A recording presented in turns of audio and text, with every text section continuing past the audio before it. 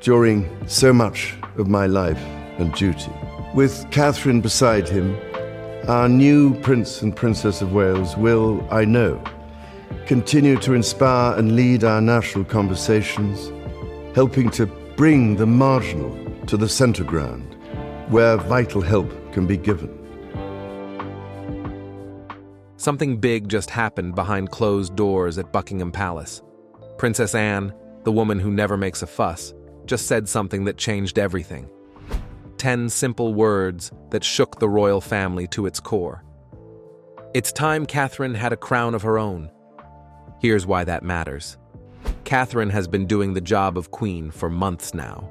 She's everywhere the royal family needs someone to be. Peace talks in the Middle East, meetings with world leaders, charity work, hospital visits, school programs. The one-time Kate Middleton out and about again this morning. The Duchess of Cambridge is visiting a couple of schools in Oxford. She's the face of the monarchy right now, but she's doing it all while wearing borrowed jewelry. Think about that. The woman running the show doesn't even own her own crown. Every tiara she's worn belongs to someone else. The one at her wedding? Borrowed from Queen Elizabeth. The fancy ones at state dinners? Also borrowed. Even Diana's famous tiara goes back in the vault when the night ends. Nothing is actually hers. It was also the first time Kate has rocked a tiara since 2023. And for the occasion, the princess donned Queen Mary's lover's knot tiara, a fave of her late mother-in-law, Princess Diana's. That's what Princess Anne decided to fix. When words change everything. The meeting on October 23rd was supposed to be boring. Just royals and advisors talking about schedules. King Charles is sick and getting weaker. Queen Camilla has been stepping back. So the plan was simple. Let William and Catherine handle more work. Let them be the visible leaders. But Anne did something nobody expected. She stopped talking about schedules and started talking about symbols. Because in the royal world, symbols matter. A crown isn't just expensive jewelry. It's a statement. It says who has power, who has earned their place, who people should look to when things get hard. And Catherine has earned it. Anne wasn't emotional. That's not her style. She works harder than anyone in the royal family and never complains. She does more events every year than almost everyone else, and nobody even talks about it. So when she speaks up, people listen. She has carried more than her share, Anne said. It's not just deserved, it's overdue. The room went quiet, because everyone knew she was right. Catherine has been holding this family together. When Harry and Meghan left and attacked the family on TV, when Prince Andrew's scandals hit the news, when the Queen died. Buckingham Palace has announced the death of Her Majesty Queen Elizabeth II. When Charles got too sick to work, through everything, Catherine showed up, calm, strong, never complaining. Anne saw what everyone else was too scared to say out loud. This woman needs real recognition, the kind that comes with her own crown. Here's the interesting part. Anne didn't suggest giving Catherine some old tiara from storage. She pushed for something brand new. A crown designed just for Catherine. One that shows who she is and what she believes in. Not power, not empire, but service. Walking beside people instead of above them. The work has already started. Gerard and Company, the jewelers who've made royal crowns since 1735, are designing it now. And it's unlike anything the royal family has ever had. Platinum instead of gold. Lighter, better for the environment. Diamonds from British mines instead of stolen colonial treasures. Sapphires that belong to Queen Mary. A ruby in the center for a heart that serves. Pearls for wisdom. Emeralds for nature. But here's the best part. Catherine asked for the crown to be detachable. A smaller version she can wear to charity events and school visits. Because she doesn't want something locked in a museum. She wants a working crown, one that goes where she goes, one that connects her to regular people. She didn't want a relic, one designer said. She wanted a living emblem that tells you who Catherine really is. The cost? About £4.2 million. That sounds like a lot, but it's only the third most expensive crown in royal history. And unlike the others, every detail about how it's made will be public. Full transparency. No secrets. Because if the monarchy wants to be modern, it has to be honest. Now let's talk about timing, because this matters right now. King Charles is 76 and has cancer. The king has been diagnosed with cancer. He can't do the job anymore. Queen Camilla has been his wife for years, but people never really loved her. They remember Diana. They remember the affair. They remember how it all hurt Diana. Camilla has tried hard, but it's been difficult. And now, with Charles getting sicker, she's pulling back even more.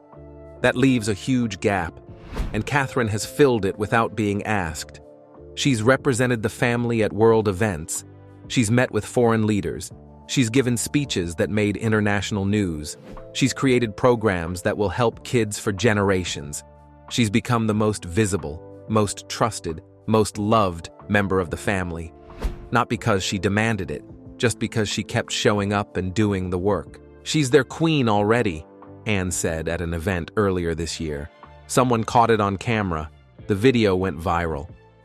Because it was true. Catherine wasn't waiting for permission. She was already acting like a queen. And that's why Queen Camilla's reaction is so complicated. When Anne proposed the new crown, Camilla said no. She said the queen consort crown already exists, and she's still the queen. She insisted no coronation would happen for William and Catherine. She fought against any official recognition of Catherine as the real leader. You can understand why. Camilla spent decades being hated, called the other woman, blamed for destroying Diana's marriage. She finally married Charles. And yet, in 2005, she became the Duchess of Cornwall, officially a member of the royal family. Finally got crowned. Finally got some respect. And now, just when she should enjoy it, she's being asked to step aside for someone younger and more popular. That's hard. But here's the problem. The monarchy isn't about personal feelings. It's about what people need. And right now, people need Catherine. Polls show over 80% of British people support Catherine getting her own crown, not because they hate Camilla, because they see reality. Catherine is doing the job. She should have the symbol. Behind palace walls, there are two camps now. People loyal to Camilla trying to protect her position, and people supporting William and Catherine as the future. The new Prince and Princess of Wales are fully prepared for their roles in the new monarchy. Princess Anne could have stayed neutral. Instead, she chose Catherine. And that matters because Anne is the most respected person in the family, the hardest working, the most like Queen Elizabeth. When Anne backs someone, it's not politics, it's survival. She sees what the monarchy needs to keep existing, and it needs Catherine. The public sees it too. Social media exploded when news leaked. Hashtags like Catherine Crown trended for days. News shows couldn't stop talking about it. Royal experts called it a turning point. Catherine isn't just a princess anymore. She's the heart of everything. The crown will be finished in about 14 to 16 months. It might debut at a big Commonwealth event in 2026. Or it might appear quietly at a small ceremony, fitting Catherine's humble style. But one thing is certain. It's not about if Catherine deserves a crown anymore. It's about what kind of crown can represent everything she's already done, everything she's already given, everything she already means to millions of people. The queen nobody crowned. Here's what most people don't get about real power. It doesn't need announcements. It doesn't need ceremonies. It doesn't need parades with golden carriages. Real power is when someone walks in and everyone listens. When their presence changes things. When their words matter without being loud. That's Catherine. She's never had a coronation. No ceremony with bishops and prayers. No official moment when the world said, she's queen now. But ask anyone in Britain who really leads the royal family, and they'll say, Catherine. This didn't happen overnight. It's been years of small moments adding up. Every time she chose duty over comfort.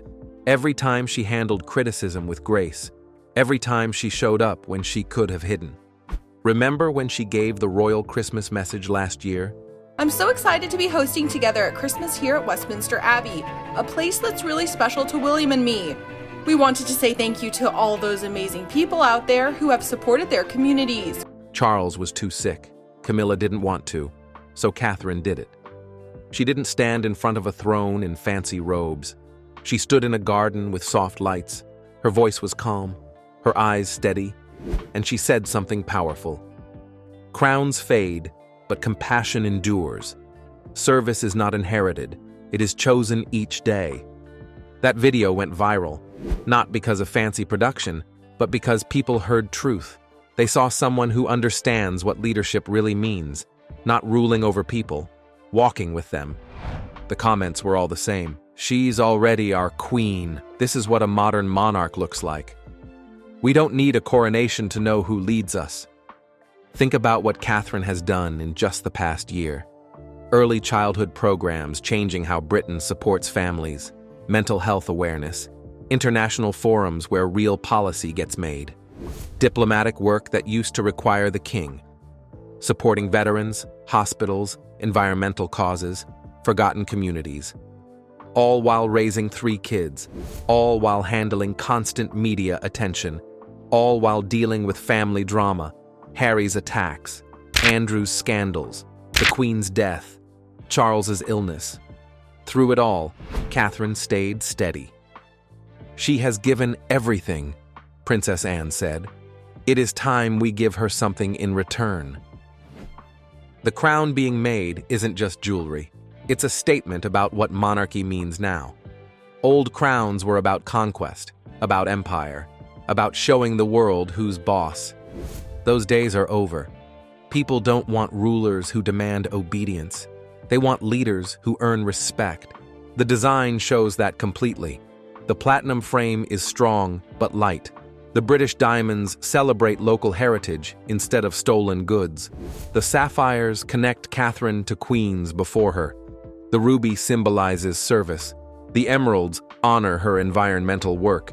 Even the detachable piece shows this crown will be worn in the real world, not locked in a tower.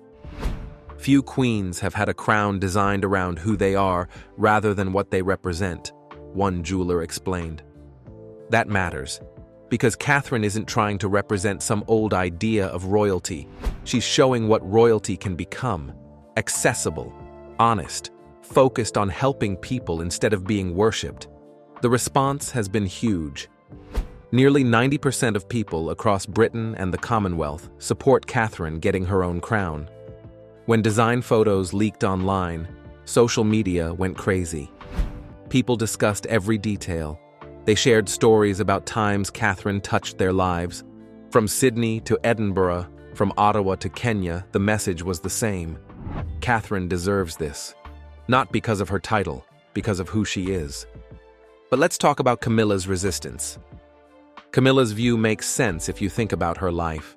She fought for decades to be accepted. She went from being the most hated woman in Britain to standing beside Charles as queen consort. That journey cost her everything: the public hatred, the constant comparisons to Diana. She endured it all and finally reached some dignity. And now, just when she should enjoy that, the conversation moved on. People aren't talking about Camilla. They're talking about Catherine.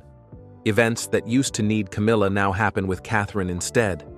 The power Camilla thought she had is slipping away. That has to hurt. But here's the truth.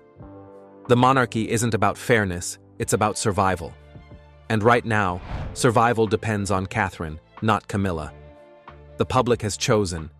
They trust Catherine. They believe in her. They see her as the future. Not because anyone told them to, but because she showed them. The power she holds isn't official, one analyst wrote, but it's fully recognized by a nation wanting stability wrapped in humility. Camilla can resist. She can insist on her title. She can object to crowns and ceremonies, but she can't change the fact that when people think of British royalty now, they picture Catherine. When world leaders want to meet someone from the royal family, they ask for Catherine. When charities need a royal patron who will actually work, they go to Catherine. The shift already happened. The only question is whether the official symbols will catch up. Princess Anne understood this from the start. That's why she acted when she did. Anne has watched the monarchy her whole life. She saw her mother, Queen Elizabeth, handle decades of change with quiet strength. She saw her brother struggle with public opinion. She saw the institution almost collapse. And she learned the most important lesson. The monarchy survives when it gives people someone to believe in. Right now, that's Catherine. Anne and Catherine aren't best friends. They don't gossip or share secrets, but they share something bigger, a belief in service, a commitment to showing up and doing the work without drama. They're not seeking headlines, a former aide explained. They're checking schedules, reviewing briefings, editing speeches at midnight. They both know that wearing the crown means carrying weight, not chasing a title. That respect has become a powerful alliance. Anne has become Catherine's protector. She's used her reputation to shield Catherine and push for her advancement.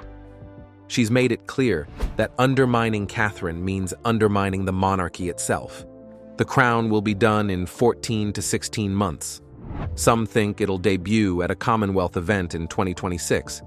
Others think it'll appear quietly at a charity visit, keeping with Catherine's humble style. There will be no golden carriage, one observer noted. No formal coronation, but when that crown is placed on her head, everyone will understand. Recognition of a reign that already began. What's really interesting is how this whole situation shows the monarchy changing right in front of our eyes. For hundreds of years, the royal family worked one way. You were born into power. You got titles because of your bloodline. You ruled because your parents ruled. The public didn't get much say in it. But that world is dying. And Catherine represents the new world being born. People today don't care about bloodlines as much. They care about actions. They want to see their leaders actually doing something, actually caring, actually making a difference. And that's exactly what Catherine does every single day. Look at her work with early childhood development. She didn't just slap her name on a charity and show up once a year for photos. She studied the research. She met with experts. She visited programs across the country. She created real initiatives that are helping real families. Teachers and social workers talk about how her programs changed their ability to help kids. That's not symbolic work. That's real impact. Or look at her mental health advocacy. She's talked openly about the challenges of motherhood, about feeling overwhelmed, about the pressure of raising kids in the public eye. She made it okay for other parents to admit they struggle too. She broke down walls that royals usually keep up. And in doing that, she connected with millions of people who saw themselves in her story. That's what makes her different from previous generations of royals. She doesn't hide behind the title. She uses her position to actually reach people, to make them feel seen and heard, to show them that even someone in a palace deals with the same fears and doubts they do. And people love her for it. The numbers don't lie. When Catherine appears at an event, crowds show up. When she posts about a cause, donations pour in. When she speaks, people actually listen to what she says instead of just looking at what she wears. She's become more than a celebrity. She's become someone people genuinely respect and trust. That's rare, especially in today's world, where everyone is cynical about powerful people. But Catherine earned that trust by being consistent, by never asking for special treatment, by treating everyone with kindness whether cameras are watching or not. There are stories that don't make the news. Staff members talk about how she remembers their names and asks about their families. People who meet her at events say she actually listens when they talk, instead of just waiting for her turn to speak. Kids she visits write letters about how she made them feel important. These small moments add up to a reputation you can't fake. Because that's the real story. Catherine isn't waiting for permission to be queen. She already is one. In every way that matters. The crown will just make visible what millions already see. Her influence goes beyond Britain. World leaders call her Future Majesty, even without any title change. At the Commonwealth Youth Forum, her speech got the longest applause any royal has received in a decade. She's changed Britain's image from an empire of the past to a beacon of empathy today. She's no longer just the Princess of Wales, a journalist wrote. She's the face of Britain's moral authority. Oh. And that's what makes this moment so powerful. Catherine never asked for a crown. She never demanded recognition or chased power. She simply kept showing up, quietly, consistently, serving with grace. And in that humility, she proved exactly why she deserves one. Once, crowns symbolized control, power over people. Catherine's will means something different: power with people. Leadership built on empathy, service, and trust. Every thoughtful detail, from ethical design to transparency, reflects a new kind of royalty: accountable, approachable, human.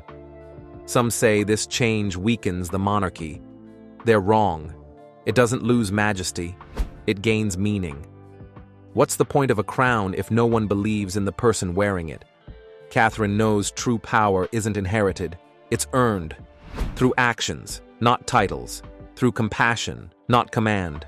So yes, there will be critics, resistance, tradition pushing back. But none of it can undo what's already happened. Catherine has already been crowned by the people. The official ceremony will only make visible what millions already see: a queen defined not by what she wears, but by what she gives. Because as she once said, crowns fade, but compassion endures. And when that crown finally rests in her hands, it won't mark a beginning. It will simply recognize what's been true all along. Catherine didn't need a crown to be queen, but she's about to receive one because she's earned it, one act of grace at a time. That's Catherine's crown, and it's only the beginning.